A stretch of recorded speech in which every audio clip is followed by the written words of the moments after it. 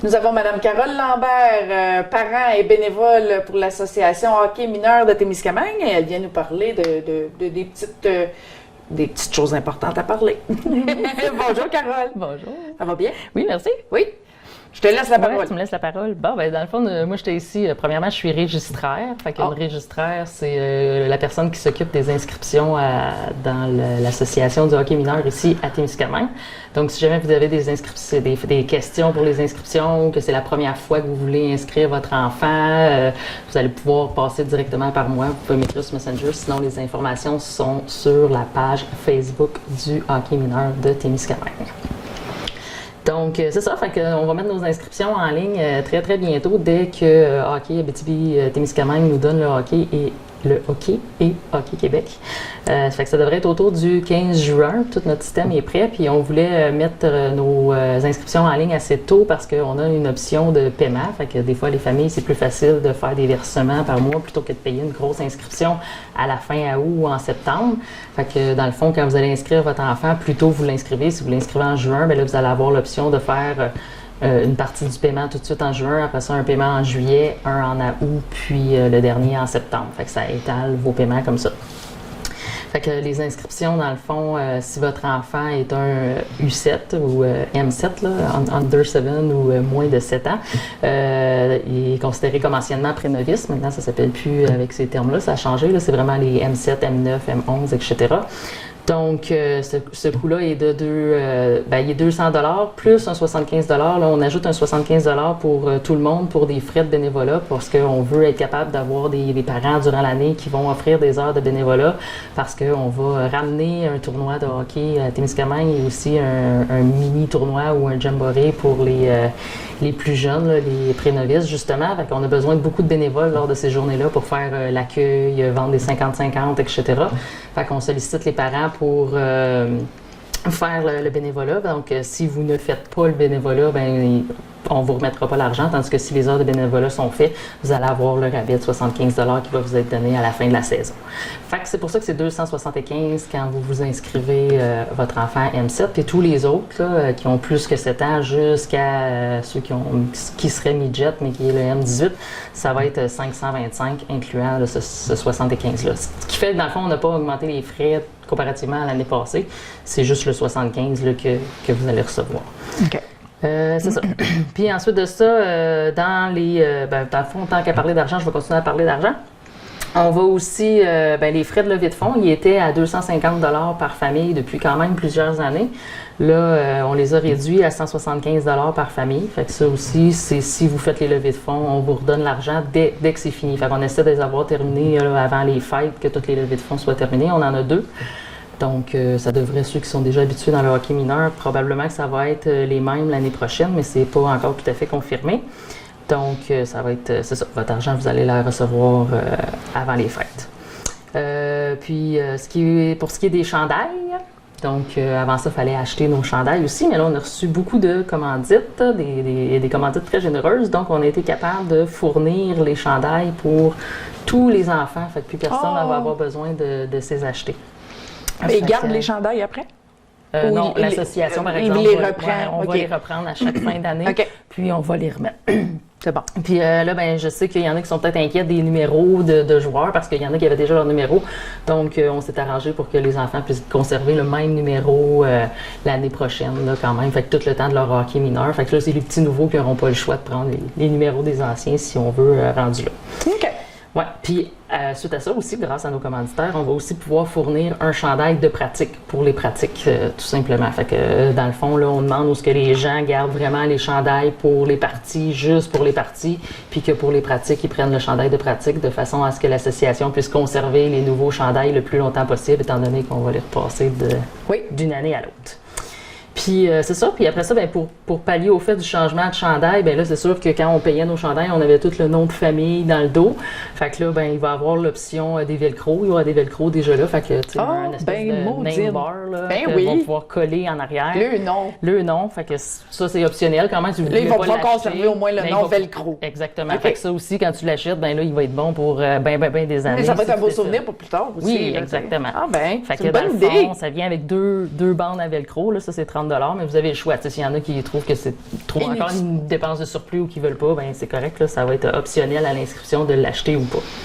Puis l'autre truc qui est optionnel à acheter, ben, c'est parce que là, il y en a qui avaient déjà encore leurs bas qui sont peut-être encore bons. Vous n'avez pas besoin d'en acheter, mais si vos bas sont plus bons ou qui font plus, ou etc., vous allez devoir acheter encore les bas, par exemple.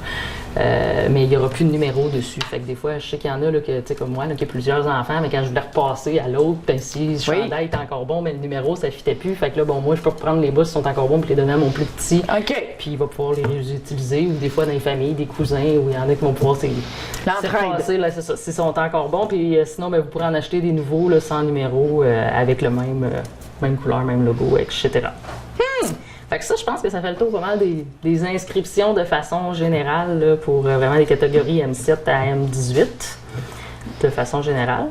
Après ça, l'autre nouveauté, bien, ça va être le programme Première Présence, First Shift. C'est quoi ça? Fait que c'est quoi ça? Dans le fond, ça, c'est la Ligue nationale qui offre comme les programmes de Première Présence, là, parce que nous autres, on va être affiliés avec les Canadiens de Montréal. Fait que c'est Gaston Gingras qui viendrait le faire si ça a lieu, pour avoir quand même quelques inscriptions là, pour s'inscrire. Puis ce que c'est pour les enfants de 6 à 10 ans pour s'initier au hockey. Fait que ça coûte 229 $ l'inscription et l'équipement complet. Fait que là, 229 $, c'est quand même vraiment bon pour un équipement de hockey complet, là, de la tête aux pieds. Là. Ça inclut les patins, l'équipement complet. Fait qu'après le programme, l'enfant peut garder son kit. Exactement. Fait que si jamais ça l'intéresse après de venir intégrer le hockey mineur, les Royales, avec nous, ben rendu là, ben, il va pouvoir repayer. Ça me fait penser que j'ai oublié d'autres choses, je le dirai à la fin. Oui, c'est bon. Donc, faut pas que j'oublie, là, ben, dans le fond. Fait que c'est ça, c'est 229 pour tout inclus. Puis, faut que tu aies entre 6 et 10 ans, par exemple. Fait que si c'est la première fois que tu joues au hockey et que tu as juste 5 ans, ben il faudrait vraiment que tu t'inscrives avec le hockey mineur si tu veux jouer. Mais en même temps, des fois, il y en a qui sont pas certains. Mon enfant va aimer le hockey, il aimerait peut-être pas ça. Ben c'est ça, moi, l'affaire, c'est que j'ai juste des filles. Hein? On n'a pas tous des garçons comme vous autres. Mais tu sais, j'ai des filles, puis on aimerait ça inscrire, mais tu sais, dépenser tant d'argent pour un peut-être. Oui, non, c'est ça. C'est comme tu dis, là, c'est un stress, puis c'est pas sûr. Puis des fois, il y a des filles qui sont inscrites, qui adorent le hockey aussi, là, mais des fois, tu sais, ça c'est à développer, comme tu dis. Là, on dit, est-ce que je l'inscris, puis finalement, ça va être pour rien. Fait que c'est une bonne opportunité de l'essayer, dans le fond. Puis après, ben, tu gardes l'équipement. Fait que s'ils n'aiment pas ça, au moins, tu as un équipement pour continuer après, quand tu veux y aller juste pour le plaisir, ou si tu veux y aller pour aller sur la patinoire à l'étang, l'hiver, etc. Là. Fait que c'est super pour ça. Puis c'est ça. Fait qu'il faut que tu aies entre 6 et 10 ans. Puis là, je regardais, dans le fond, les inscriptions sont déjà ouvertes sur le site Internet. Fait que vous pouvez y aller directement, là, comme www.firstshift.ca. Puis c'est ça, il faut être né entre le 1er janvier 2012 et le 1er mai 2017 pour y avoir accès. Bon, fait qu'en complémentarité, dans le fond, au programme Première Présence First Shift, ben, tu sais, dans le fond, on avait déjà, nous, l'année passée, commencé à vouloir inciter les gens à s'inscrire un peu plus au hockey, parce que des fois, tu sais, les équipes sont formées depuis peut-être longtemps, puis quand tu as 9 ans, ben là, tu es inquiet de vouloir commencer, ou etc. Puis même chose, les parents veulent pas trop investir. Donc, si vous décidez d'intégrer les Royales en dehors de ce programme-là, ben on réduit les coûts à 200 $ pour l'inscription, dans le fond, comme si vous étiez un M7. Mais tu sais, quelqu'un peut commencer à 13 ans, à 14 ans, c'est pas grave. Dans le fond, la première année, on va donner un coût juste de 200 $. Puis après, ben, s'il décide de poursuivre dans le hockey mineur, ben là, il va payer les prix réguliers. Ah, c'est un incitatif pour une première année. Peut-être que je vais inciter mes petites filles. Fait que y en a-tu beaucoup de petites filles? Ben, quelques-unes. Il y en a, je dirais 5. Dans tout le hockey mineur, là, ils sont pas forcément tous du même âge, là, mais il y en aurait 5, je pense que j'en ai pas. Ouais, à peu près 1 ou 2 par équipe. Ça va bien, l'interaction garçon-fille? Oui, je trouve que ça va super bien. En tout cas, mes gars, ils ont toujours eu des filles dans leur équipe. Puis, je dirais peut-être qu'il y en a 6. Ouais, il y en a 1 ou 2 par équipe. Là. Je suis en train de repenser à d'autres petites filles qui sont là. En tout cas, j'ai jamais senti qu'il y avait une défavorisation. Là. Il y en a qui sont vraiment excellentes, là, qui performent aussi bien que d'autres garçons. Parfait, ça. Oui. Puis, dans le fond, ils ont leur chambre attitrée juste de filles. Oui, aussi, fait que ça peut pas être une inquiétude au centre. Là, ils ont leur section à eux. Là. Parfait. Oui. Puis après ça, ben, des événements à venir, puis ce qui s'en vient justement pour l'année prochaine, ben, je n'ai déjà parlé un peu en parlant du bénévolat, qu'on veut ramener un tournoi à Témiscamingue, puis un petit jamboree pour les M7. C'est quoi le jamboree? Ben, dans le fond, c'est parce qu'eux, ils n'ont pas de parties durant l'année. C'est pas comme les M7, là, c'est vraiment juste des pratiques. Là. Fait que pour leur donner l'occasion de jouer des vraies petites parties, ben, on fait comme un mini festival ou un mini tournoi, mais c'est pas un tournoi du genre que tu as première position, deuxième position, etc. Des médailles, puis, des trophées. C'est comme tout le monde joue 2, 3, 4 parties, dépendamment des jamborees, là, puis ils jouent des parties ensemble pendant toute la journée. Habituellement, c'est juste une journée pour eux autres, là, mais des fois, il y a certains endroits que c'est 2 jours, là, puis ils jouent des petites parties, puis à la fin, ils reçoivent quand même tout un petit cadeau, une petite médaille, un petit fanion, un petit quelque chose pour les féliciter de leur journée. Absolument. Fait que c'est vraiment pour leur permettre de jouer des parties parce que sinon, ils n'en ont pas pendant l'année, là, du tout. OK. Fait que c'est ça, on veut en tenir un à Témiscamingue. On a un super beau centre, une belle aréna pour le faire, fait que ça va vraiment bien. Puis là, c'est ça, avec la piscine, etc., ben, on peut donner d'autres opportunités aux joueurs qui viennent aussi. Puis en même temps, c'est bon pour l'économie de toute la ville. De toute la ville, exactement. C'est ça. Puis l'autre projet qui va débuter, là, ben, qu'on avait un petit peu commencé, c'est de mettre les parties en streaming à l'Arena. Oh yeah, live! Oui, live, fait que sur le site de la page Facebook. Fait que, on a commencé un petit peu cette année, là, mais là, l'année prochaine, on va avoir vraiment un robot automatisé qui va suivre la partie tout seul. Fait qu'on n'aura pas besoin que ce soit nous, les mauvais caméramans, des fois. Oui, parce que c'est dur, des fois, là, filmer la POC. C'est ça, exactement. Ça va vite, ou tu tombes dans la lune, puis t'as pas suivi. Le robot, lui, devrait faire la job, puis fait que c'est ça, des fois, ben, c'est super le fun. Moi, je sais que mes parents qui sont âgés, ils sont pas tout à fait capables de se déplacer, fait qu'ils vont pouvoir à la maison sur leur ordinateur. Mais même pour nos joueurs russes, ben oui, les familles en Russie qui les regardent, ils vont pouvoir... n'importe où, de partout. Là. Mais dans le fond, ouais, c'est ça. Fait que, quoi d'autre? Bon, puis là, à venir, ben, pour clore notre saison aussi, là, fait que la semaine prochaine, le 11 juin, on va tenir le party de fin d'année. Là. Il y a toujours un party pour donner des récompenses, des trophées, pour les féliciter de leur bonne année. Puis certains joueurs reçoivent des prix particuliers aussi. Fait que là, on va avoir... puis là, on a décidé que, tu sais, après la COVID, ça faisait longtemps qu'on n'avait pas fêté là, tout le monde ensemble. Puis surtout que ça n'a pas été une année facile. Il y a des équipes qui ont dû annuler parce qu'il y avait des cas de COVID dans leur année. Puis, tu sais, les règles n'ont pas été les mêmes durant toute l'année. Il y en a qui ont manqué des tournois, ça a été déplacé. Après ça, on a été tout janvier, février qu'on jouait pas.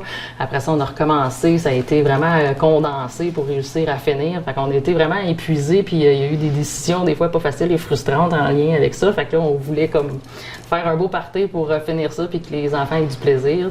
Donc, si la température le permet, ça devrait être au parc Philippe Barrette au centre-ville. Puis on a apporté des structures gonflables, barbecue, une dunk tank. Fait que s'il y en a qui veulent dunker leur coach, ils vont pouvoir... Oh, yes! Ça, c'est le fun. Avec des pommes, là? Tu pitches des pommes? Ouais, je sais pas, ça va être des balles, je pense. OK. Donc, ça devrait être bien plaisant. On a bien hâte à ce party-là. Là, on est vraiment dans l'organisation de tout ça. T'es-tu coach? Non. Ils vont-tu pouvoir tremper Oui, c'est ça. Il y en a d'autres qui vont pouvoir, là, s'ils veulent. Ouais. Puis, c'est ça. Ensuite de ça, ce qu'il y a d'autre à venir pour l'année prochaine, bien, on regarde pour planifier un camp d'entraînement avant le début de la saison, donc fin août peut-être. Là. Fait que c'est encore en construction. Vous surveillerez les nouvelles, les posts à ce sujet-là si vous voulez inscrire votre enfant. Puis, ben, je pense que ça fait pas mal le tour. Après ça, ben, je voudrais remercier nos commanditaires parce que j'en ai parlé un peu tout le long, les chandails qui vont être là, les événements qu'on tient aussi, on va chercher des commandites pour ça, les chandails de pratique, etc. Donc, le premier gros merci, ben, c'est à Ryanair, évidemment, qui nous a donné un bon montant. Ensuite, Home Hardware, Ross Electric. Dans le fond, c'est avec la vente du livre du 100e de Gary Pickering. Ben oui, Gary! Ouais, fait que, on va avoir une équipe commanditée grâce à ça aussi. Ensuite, le centre de rénovation FLD, qu'on aimerait aussi remercier. Station-service La Case SO, qui nous a donné des fonds aussi. La Caisse des Jardins du Témiscamingue, grâce à eux, on a misé sur la caméra pour le streaming. Ensuite, il y a aussi Unifor, section 233. Rénovation Philippe Pagé, puis l'Auberge Brassette Thème Rose qui nous ont aussi donné des fonds. Fait qu'on a quand même plusieurs commanditaires avec un gros merci parce que c'est grâce vraiment à eux qu'on a pu développer plein de projets. Puis aussi bien, de réduire finalement les coûts pour les parents parce que les chandails, etc., ça finissait par faire beaucoup. Fait qu'on essaye de pouvoir les aider le plus possible dans la communauté. Est-ce que c'est la première fois qu'il y a autant de commanditaires pour le hockey mineur? Ben, je dirais que oui. Là, je peux pas dire non plus parler pour des années et des années parce que moi, ça fait ma première année que je suis là en tant que bénévole, là, même si mes enfants ont joué avant. Là, mais je pense qu'il y a un gros travail qui a été fait. Là, oui. Ben, bravo. Bravo à vous tous d'avoir travaillé fort à aller chercher ces sous-là. Et puis, ça prend une communauté pour oui, bâtir. Ça, exactement. Puis, Ah ben, parfait. Ça fait le tour. Est-ce qu'on a fait le tour? Oui. Parfait. Donc, Carole Lambert, registraire pour le hockey mineur de Témiscamingue. Merci beaucoup d'avoir pris le temps de venir nous parler. Merci à toi.